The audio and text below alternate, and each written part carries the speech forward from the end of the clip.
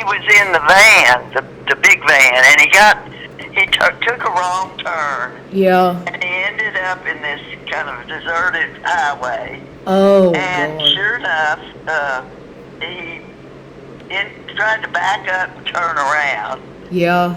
And as he did, he went into a ditch. Oh. And he did not have, he didn't carry cell phones. He didn't believe in them. He thought they were the scourge of today's society. Oh, really? Oh, wow. Anyway, this nice man stopped and said, "You look like you're in a jam." Sure enough, the man called a wrecker for him and waited with him till the wrecker came. Yeah. And the wrecker said he'd have to come back and get it out during the day because he couldn't get it out at night. So he brought Bob home, and it was after 9, and I was worried to death. So anyway, they took care of that. They got it out of the shop and all that. And the next now, and that was the first instance that was something was not connecting right or something. Yeah. And sure enough, he went out again about 2 one afternoon. He was just going to take a check down to the accountant. To pay for the taxes. Yeah. And somehow he got twisted around and on the freeway, and he came to this exit that wasn't marked, and it was kind of a dead end thing. And the boys, my sons went down there and checked it to make sure that the police story was correct. But sure enough, he took a turn off the highway and ended up in this unmarked place that had, it was very unlit and dark. And God. he tried to turn around, and somehow it didn't work, and he ended up in the canal. Oh, no. And he never had the cell phone again. And sure enough, finally some people had seen him heading for that bridge, y'all's bridge. Yeah. Over the intercoastal. Your mama know. Anyway, we called the police. Yeah. And sure enough, they sent out the police from Port Arthur and Beaumont, and they found the car in the intercoastal canal, and he was still in it. Oh, my. So we were. They assured us that it had gone on the records as an accident, but. When something like that doesn't have a finale, you always think, what else was really going on. But anyway, we're resolved to it, and it's just, I just can't imagine. I can't either. It's like a freak accident. I'm so sorry, Barbara. I really had no idea. Thank you, my darling. I'm so sorry. What's going on in your life? Oh, not a lot. Not too much. I'm in San Antonio, and I just go to the gym a lot, and I don't really work. I try to work from home, but I'm not. Just a lot of stuff happens.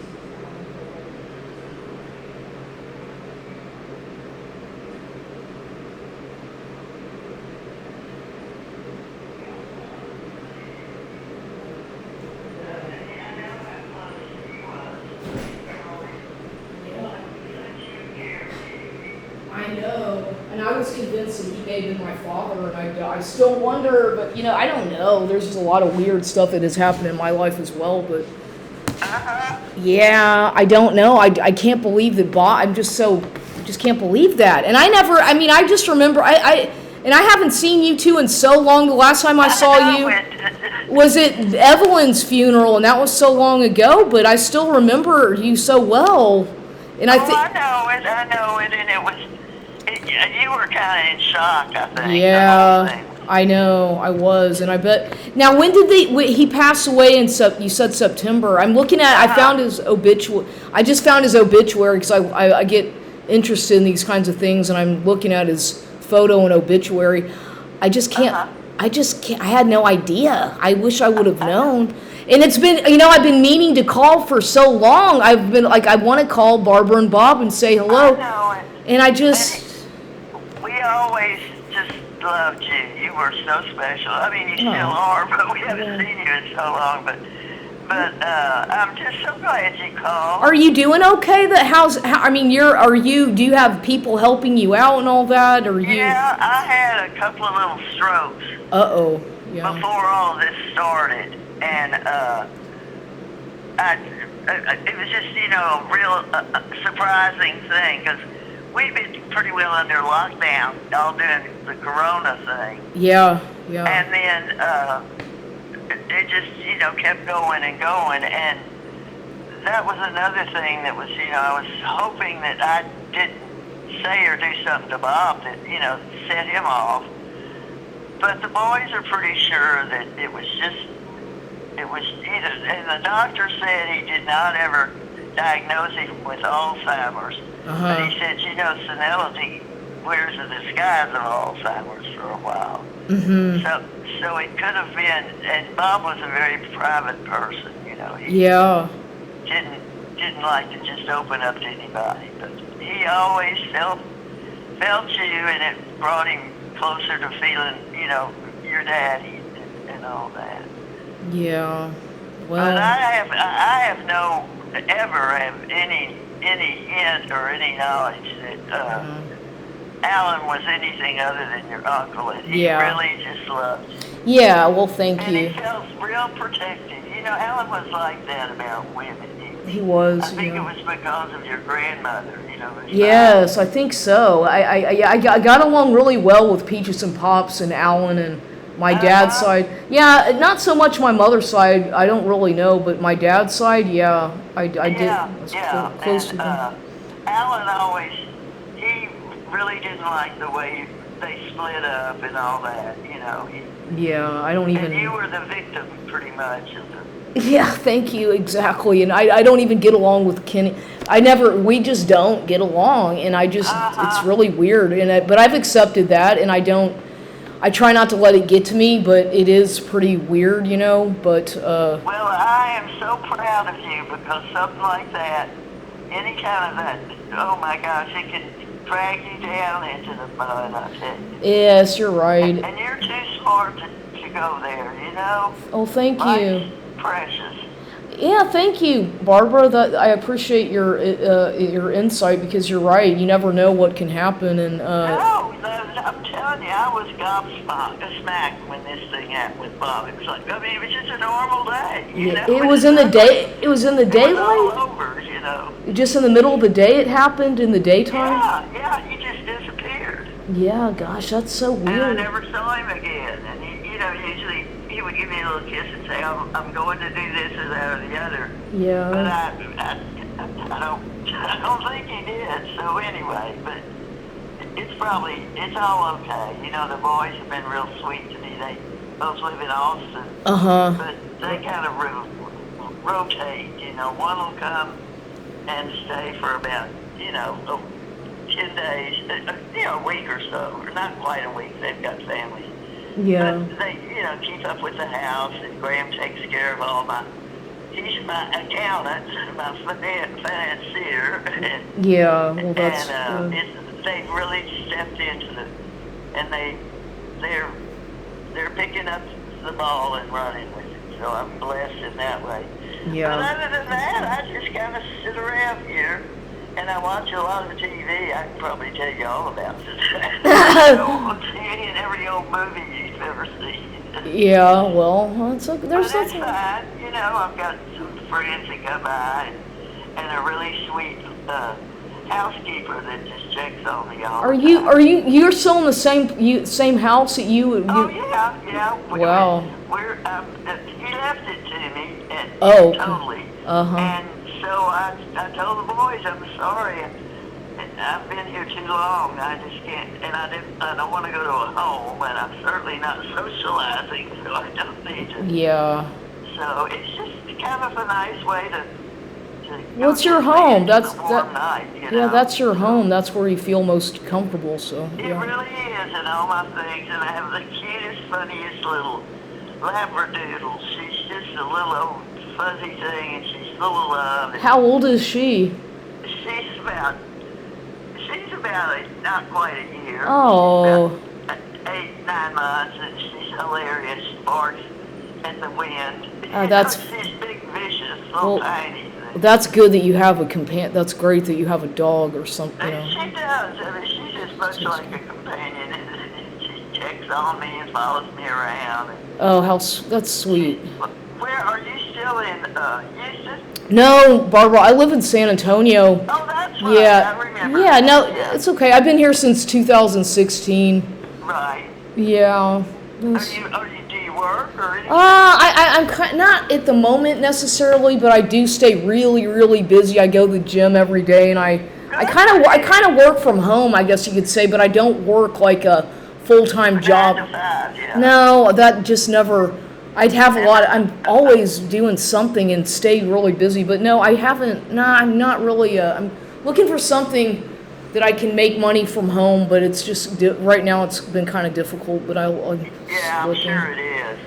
Yeah. With all this economy. Yeah, and all that weird flooding in Kerrville. I was like, oh my God, yeah, strange things happening. Well, you probably developed a good group of friends out there. I have. Kerrville's a pretty.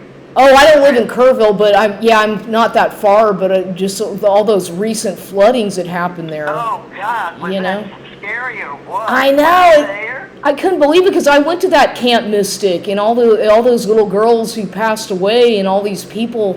I was like, just shocking that whole. Well, I thought I remembered somebody going that we knew, and I couldn't remember if it was you or. I'll be darned. I bet you were freaked when you saw that. I was very surprised. I couldn't believe it. Oh my gosh. But yeah, just we totally outran because nobody was prepared. It just happened. No alarms or anything. That's what was kind of scary about it. Very strange times. I don't know if you're like a religious person or spiritual, but a lot of this stuff to me seems like it's all prophesized in the Bible in a way. Yeah, it is. It's like one of those huge cataclysmic events. Yeah.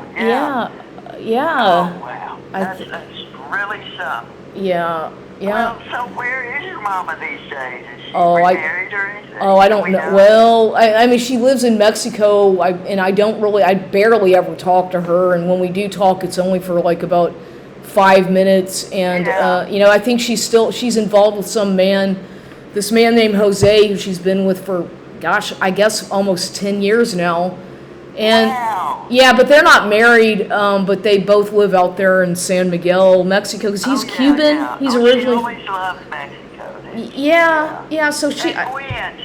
Yeah. Yeah, Gwen's in San Antonio somewhere. But you don't hear from her. I don't. You know what, Barbara? I just don't. That side of the family, they sort of.